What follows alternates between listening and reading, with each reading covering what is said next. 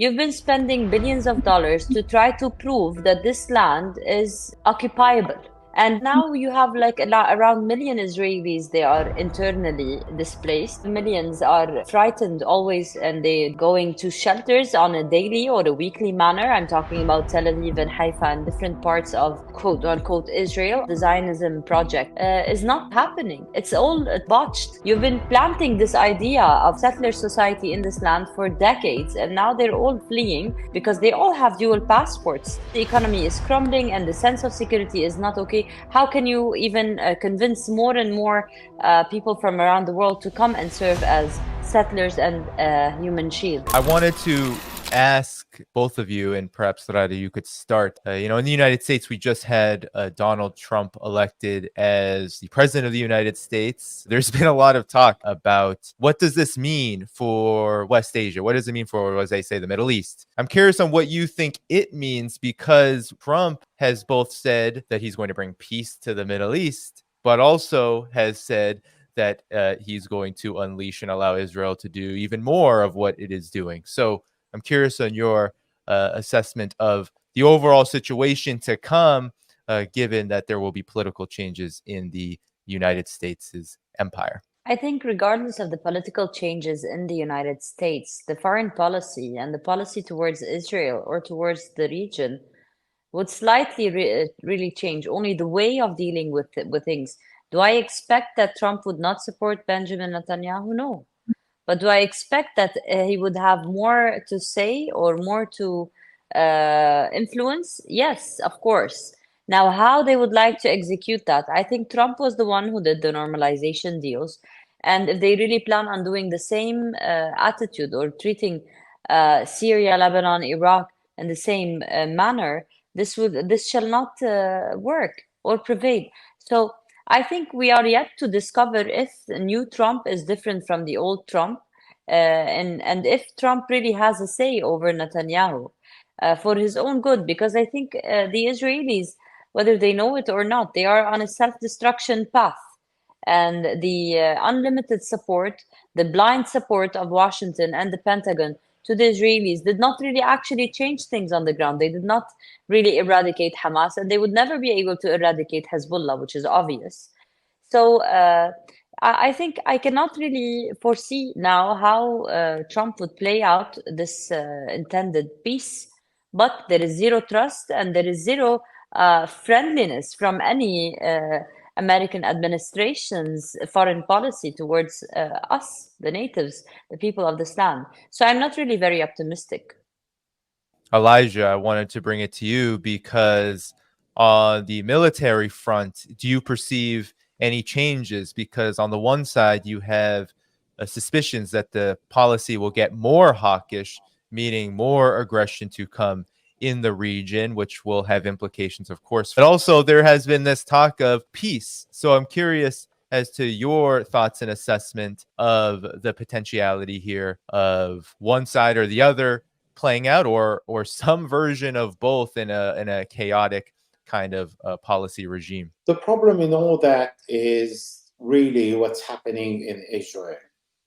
We are seeing a radical government and society that we have never seen before. And we are reading about the will of the society in Israel that wants the war to continue against Hamas and against Hezbollah. The only thing that the Israelis are saying, they want their captives back. But they're not saying stop the war on Gaza or stop killing Palestinian civilians or stop committing crimes or stop demonizing them. And on Lebanon, nobody is against the war. The majority in Israel are with the war. And by removing the defense minister, you have Gallant. It doesn't mean that Gallant was a soft politician or a defense minister. On the contrary, but now appointing Israel Katz as a foreign minister, he is less of a professional politician. That means Benjamin Netanyahu has everything under his control.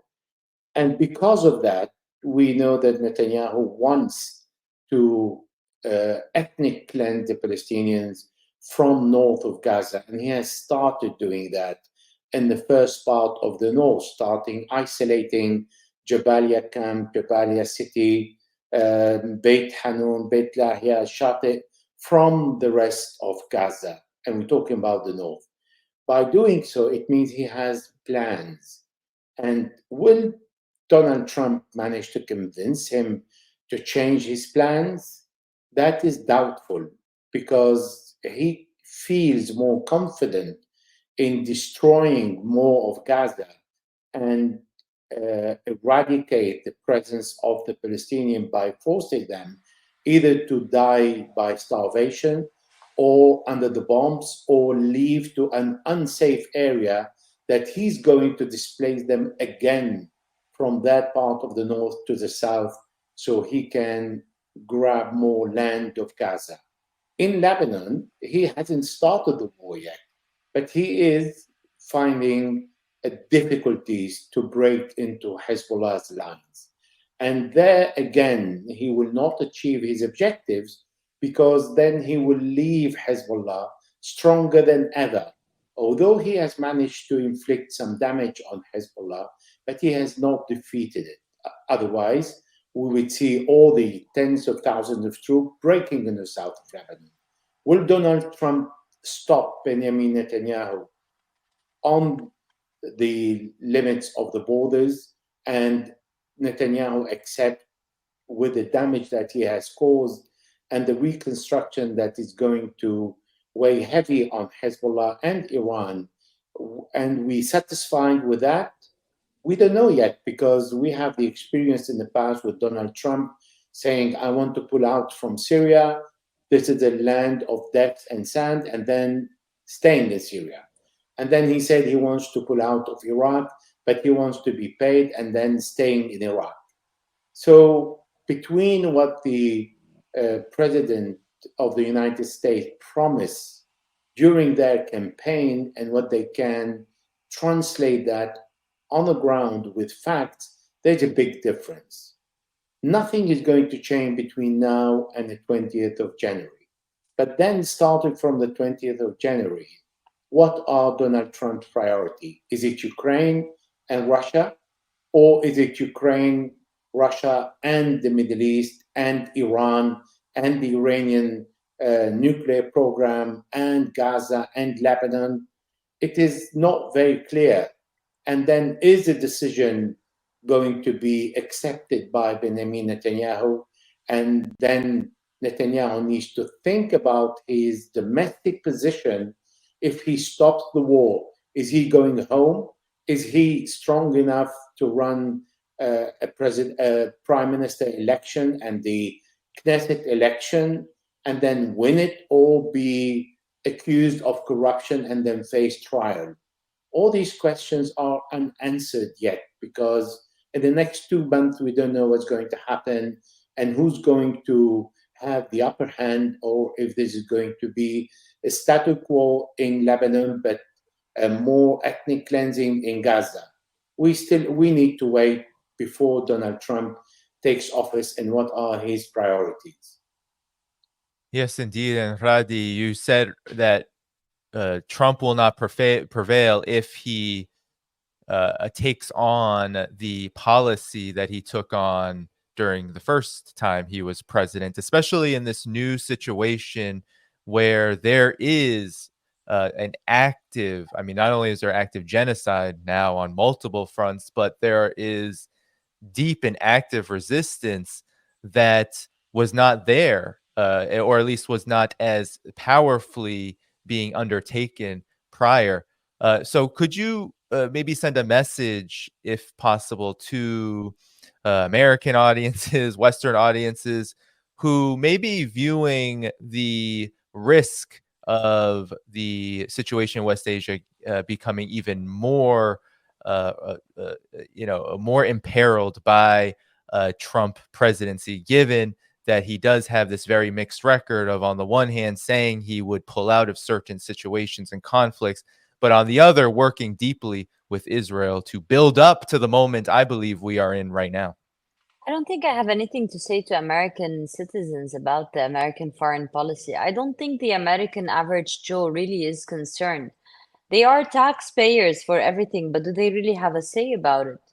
I mean, I think even though we are living in times of war, as a journalist in Lebanon, I have more freedom than a journalist in America in these times, more or less.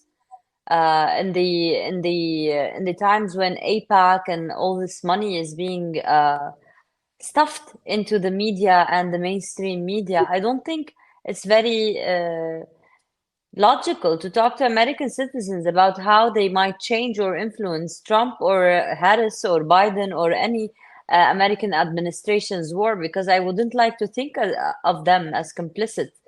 I think it is time for the big change to happen in the United States, and this is a different conversation.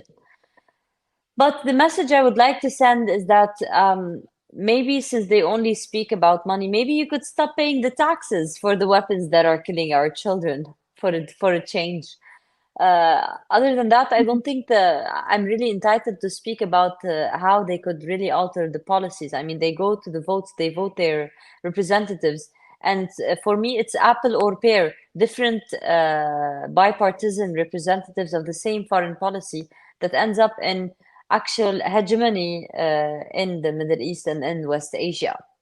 I think normalization will not happen in Syria, Lebanon, Iraq, not only because we have resistance. It's because wherever normalization did succeed, it didn't come in nations that had a problem, that had a pre-existing problem with the Zionist occupation.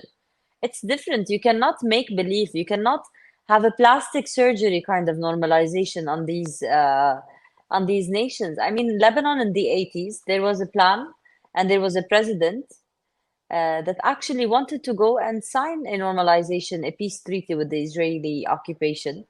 His name is Amin Jumail. He's still alive today. It didn't happen. It didn't work. They had their tanks in Beirut. They had half of the army with them, and it still didn't work. When I say it doesn't prevail, not because Trump is a weak president or because the United States of America is not capable in its weapons. It's just because you cannot change the actual reality on the ground. My message to the American citizens would be, or to the American viewers would be, how about you educate yourself a little more about the history of this struggle in this land, the actual occupation and the apartheid colonization of Palestine, and the rogue regime that continuously kills us for almost 8 decades now. And once you actually know the history and the root to that, you can actually talk about it more and more in your society. Because I don't think anybody who knows what the American policy is doing would approve. It's just that they don't really know or not as involved, or they don't know the actual story because they watch their accomplice mainstream media. So these are my 2 cents on that, Danny. Elijah, you mentioned that not much will likely change from here until January, and it'll depend on what Trump's priorities are given the situation on the ground that Ghadi alluded to. I'm curious as to your thoughts on, when it comes to all of these fronts right now, because we've been talking a lot about Hezbollah, but at the same time, Donald Trump is going to essentially be inheriting a situation where this genocide that the United States has been backing in Gaza has ignited resistance from Yemen to Iraq to Syria. We have Lebanon, of course, with Hezbollah and the other resistance forces there. And of course, Palestine, which we haven't spoken too much about. This is not going away. And I'm curious on your thoughts about, I don't believe that bombing more, which is a potential scenario that I think is very likely, more bombing, will stop the situation, it will defeat the resistance. What do you have to say about this? At the beginning of this war, Secretary of Defense Lloyd Austin warned Benjamin Netanyahu and the military in Israel, giving them the example of what the Americans did throughout the decade. He says that the Americans went to war in Afghanistan and in Iraq and in Syria and in Libya, but they never earned the heart and mind of the population. And he was warning the Israelis not to fall into the same trap, which is an acknowledgement of the devastating result of the US intervention in the Middle East and warning the Israelis of what could come next. And the Israelis did exactly the opposite. They are the most hated people today on earth. I have to make a great distinction between the Jews and Judaism as a religion and the Israelis' crimes against humanity led by a war criminal that is Benjamin Netanyahu, according to the International Criminal Court. So in international laws, Israel is a pariah nation and it is led by war criminals. Therefore, they are against every single bit of the international laws. They have considered the Secretary General of the United Nations persona non grata. They have destroyed UNRWA offices, killed the UN personnel, and considered UNRWA as unlawful in Israel. So they violated everything we know about international laws. And the problem in all that is that the international community, the Western community, it did not move an inch, exposing their double standard and hypocrisy. The Middle Eastern countries did not move an inch against the killing of the population, of the civilians. The Israelis are not killing the military. They're not killing the non-combatant. They're not fighting against the resistance who has the right to fight back according to the United Nations. So they are demonizing the Palestinians, killing everybody. So what the world can do in front of this massacre that is committed on social media, the world is doing nothing. However, there is awareness among the population around the world what the Israelis are doing today because they are exposing themselves on social media. They are showing the crime that are committing. And in fact, all these crimes have been used at the International Court of Justice to condemn Israel and the Israeli leadership. And they still don't care. So what God is saying, something needs to be done, that is true. And the people are the only one who can do something about it. Leaders have failed in every single nation, in the Middle East and in the West. They're not capable of standing against Israel because Israel is too powerful as a lobby. And they have managed to hijack the Judaism into their advantage, which many Jews disagree with what the Israeli Zionists are doing. Hence the difference between the two. So, is there more awareness today around the world? The answer is yes.